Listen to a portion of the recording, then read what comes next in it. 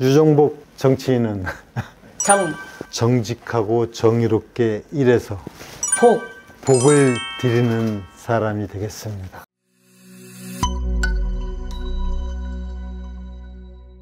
시장님 안녕하세요. 네, 반갑습니다. 어서 오세요. 네. 시장님 이제 21대 대통령이 당선되셨습니다. 대한민국 시도지사협의회장님으로서 축하의 말씀과 당부의 말씀 부탁드리겠습니다. 우선 협의회 차원에서 당선 축하 메시지를 전했습니다. 당연히 대한민국을 이끌어갈 지도자가 탄생했기 때문에 축하와 함께 그 축하의 내용 중에는 정말 국정을 잘 살펴서 국민이 행복한 나라를 만들어 달라는 그런 간절한 소망을 담근 그런 축하의 메시지가 되겠죠. 시장 이제 당선 직후에 사실 시도지사 협의회 공동 성명서도 내지 않았었습니까? 발표하셨는데 구체적인 내용도 좀 궁금합니다. 17개 시도가 바로 대한민국 아닙니까? 우리 대한민국 국민이 바라는 바가 무엇이냐? 결국은 더 나은 정부, 더 나은 나라, 더 행복한 국민이 되도록 하는 것이고, 그렇게 하기 위해서는 지금 무엇이 문제인지에 대한 정확한 진단을 통해서 이것을 혁신적으로 바꿔야만 되는 겁니다.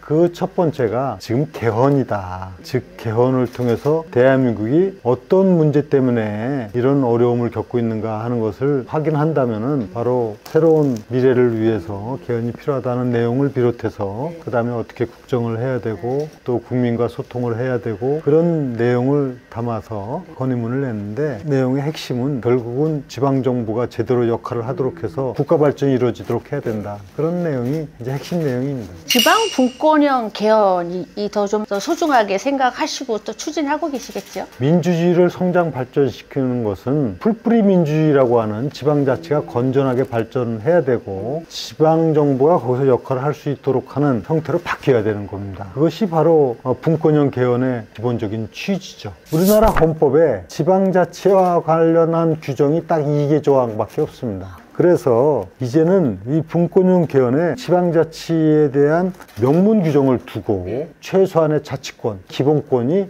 포함되도록 해야 되고 명시화돼야만이 진정으로 지방자치에 대한 근거를 마련하고 또 활성화가 될 것이다 생각을 합니다.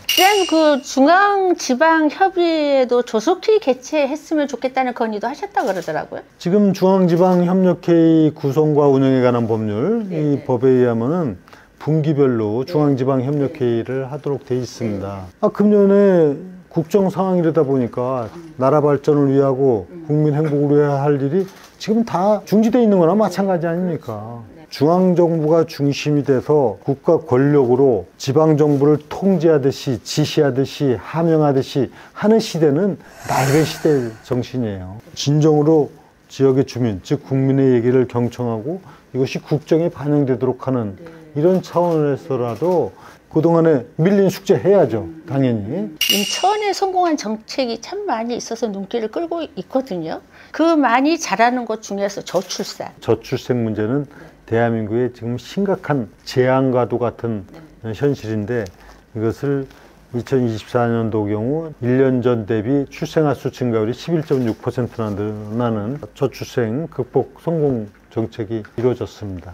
이것은 I+1억 드림, 선원주택 등 현장 체감지수 높은 정책들을 통해서 이루어진 거예요. 그래서 제가 무슨 말씀을 드리고 싶으냐면 중앙정부에서 획일적인 정책을 추진해 나가는 거에 따른 비효율성을 말씀드리고 싶은 거예요. 정부에서 저출생 극복을 해서 1년에 50조를 넘겼습니다. 그런데 합계 출산율은 전 세계에서 꼴찌입니다. 그래서 인천형 저출생 정책을 한번 보면은 알 수가 있는 거예요. 그래서 체감도 있는 정책을 해야 되고 획일적인 정책이 갖는 모순점이에요. 전국의 지역 상황이 다 다른데 획일적으로 해가지고 그러니까 효율성이 떨어지는 겁니다. 이런 중앙정부의 획일적인 정책을 지방의 특성에 맞게끔 살려주도록 하는 것이다. 예를 들어 재정 문제를, 저출생 문제를 모두가 다 보조금 체제를 갖고 하는데 산발적으로 보조금을 중앙정부가 다 나눠주고 있어요. 체감지수가 떨어지는 거예요. 이걸 통합보조금 체제로 가면은 확실히 달라집니다. 이건 제가 아주 장담을 해요.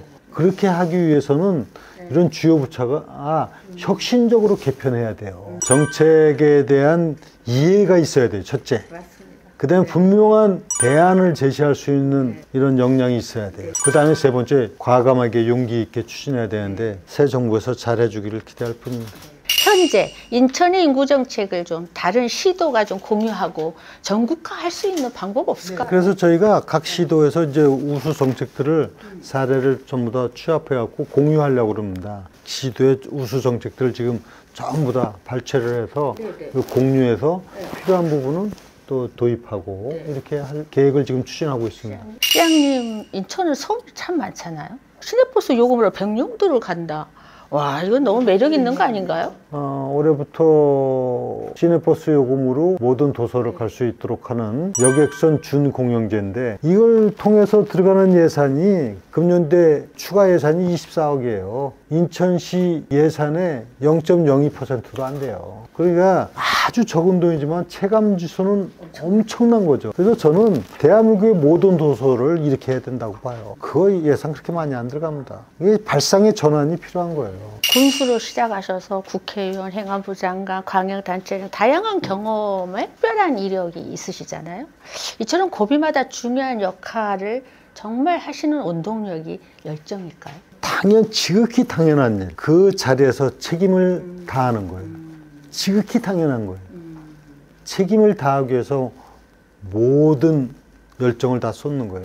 사실은 세상이 제대로 되는 길은 책임이란 말 하나로 다 끝나는 거예요. 진정성을 갖고 책임을 다하면 끝나는 거예요. 저는 그렇게 살아온 거예요. 제가 어느 위치에 있든 간에 그 자리에 제가 존재해야만 되는 이유를 명확하게 이해하고 최선을 다하는 거예요. 인천시장님으로서 또 우리 시민들에게 감사의 말씀과 또 당부의 말씀도 전달하겠습니다. 지금 사회가 어렵습니다. 정치적으로 많은 혼란도 겪어오고 그런데, 그런 가운데도 인천이 대한민국의 경제와 인구 문제를 해결하는 도시로 자리 잡아가고 있고 지속적으로 성장하는 도시로 된 것은 인천 시민들의 적극적인 참여와 지역에 대한 사랑이 뒷받침됐기 때문에 있다고 생각합니다. 앞으로도 인천은 대한민국을 대표하는 도시이고 또 글로벌 도시로서의 역량을 펴나가야 될 도시인 만큼 시민들께서 함께 관심 가져주시고, 저는 시민들과 함께 반드시 세계적인